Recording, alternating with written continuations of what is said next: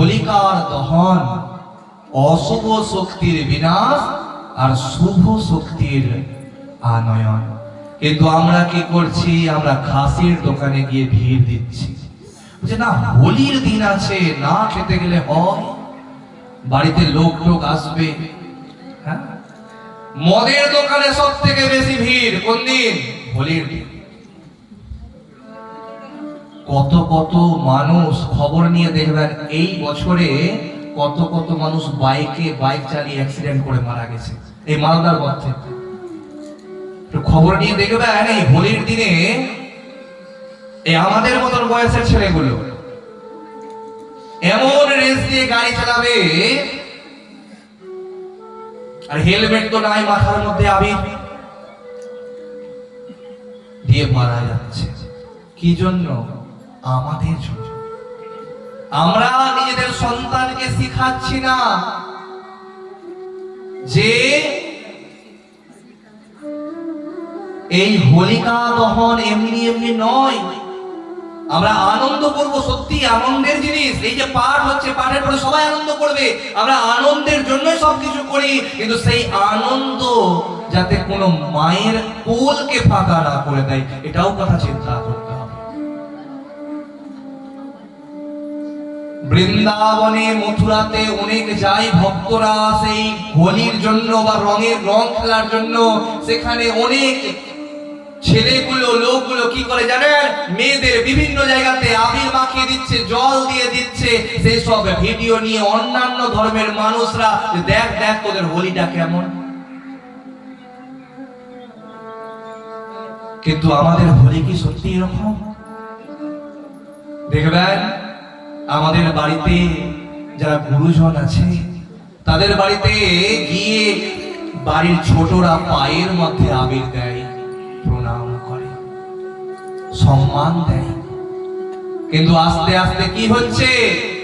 এমন হোলি খেলা শুরু হচ্ছে, মানুষ ডিজে ভাড়া করছে হোলির দিন, নাচবো বলে হোলি দিন, আর সেটা আবার ভিডিও করে পোস্ট করছে। ভাবুন, চিন্তা করুন, আপনার ধর্মের জিনিস কি অন্য ধর্মের মানুষ দেখে না? বেশি করে দেখছে। আপনি যেটা করছেন আপনার থেকে বেশি তারা আপনার ধর্মের বিষয় সম্পর্কে দেখছে বেশি।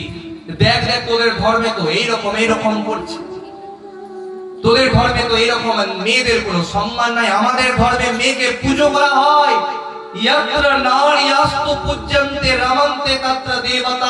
যেখানে দ্রৌপদীর চুলের মুঠি ধরেছিল একজন যার নাম দুঃশাসন, সেই জন্য দ্রৌপদী প্রতিজ্ঞা করেছিল, পরপুরুষ যেহেতু আমার চুলের মধ্যে হাত দিয়েছে, ওর বুক চেরা রক্ত যতক্ষণ আমার চুলে পড়বে না আমি ততদিন খোপা বন্ধন করব না। কিন্তু বাড়ির অন্য কোন পুরুষ আনন্দের বসে হাতে এতটা আবেগ নিয়ে গিয়ে অন্য কোন মেয়ের গায়ের মধ্যে, মাথার মধ্যে ফেলে দিচ্ছে। অধিকারকে দিয়েছে? আমরা দিচ্ছি অধিকার। হিন্দিতে একটা কাহাবত আছে, বুরা না মানো হোলি হ্যায়, দিয়ে দেওয়ার পরে বুরা না মানো হোলি হ্যায়, খারাপ ভেবো না, হোলি আছে। এই বলে কি সবকিছু করা যাবে? না। আমাদের আগে বড়দের সম্মান, গুরুজনদের সম্মান এখনো আছে। অনেক বাড়িতে গুরুজনের পায়ের মধ্যে আবির দিয়ে প্রণাম করে, আছে না? এখন বিভিন্ন ইউনিভার্সিটিতে, কলেজে, বিভিন্ন মাঠে মাঠে শাড়ি পরে, পাঞ্জাবি পরে আবার নৃত্য করতে যাচ্ছে অনেক বাড়ির ছেলে মেয়েরা। কি না, কলেজ থেকে ডেকেছে হোলি খেলা হবে, সেখানে গিয়ে ডিজে বাজিয়ে নাচছে মেয়েরা, বলছে বাপ রে রং রে। কিন্তু আমাদের সনাতন ধর্মে এটা সম্ভব। সরস্বতী পুজোর দিন, সরস্বতী পুজো হয়ে যাওয়ার পরে সেই স্কুলে, সেই কলেজে, সেই ইউনিভার্সিটিতে সুন্দর স্টেজ তৈরি করা হচ্ছে, সেখানে ছেলে আর মেয়ে পাঞ্জাবি আর শাড়ি পরে নাচছে। বাপরে কত রং ভিতরে, হচ্ছে না? এটা সনাতন ধর্মে সম্ভব। কারণ আমরা কিছু বলছি না বলে আমরা ভাবছি যে আনন্দের জিনিস, আনন্দ করছে, ভালো জিনিস।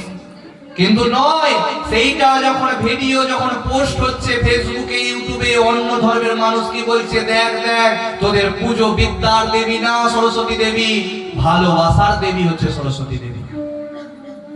রং খেলা এমনি এমনি খেলা না, রং ওই ডিজে বাজিয়ে নাচাটা মদ খেয়ে সেটাই হচ্ছে হোলি খেলা। হাইয়া না মায়েরা, ভালো লাগছে কি খারাপ লাগছে আপনাদের?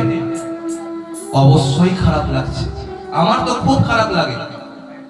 কারণ যেহেতু আমাকে শুনতে হয়, ভিডিও করি, আমাকে বারংবার দেখতে হয় এইসব জিনিস, যে অন্য ধর্মের কোনো ছেলে আমাদের ধর্ম নিয়ে ভিডিও তৈরি করছে, দেখ তোদের ধর্মে এইরকম খেলা হচ্ছে।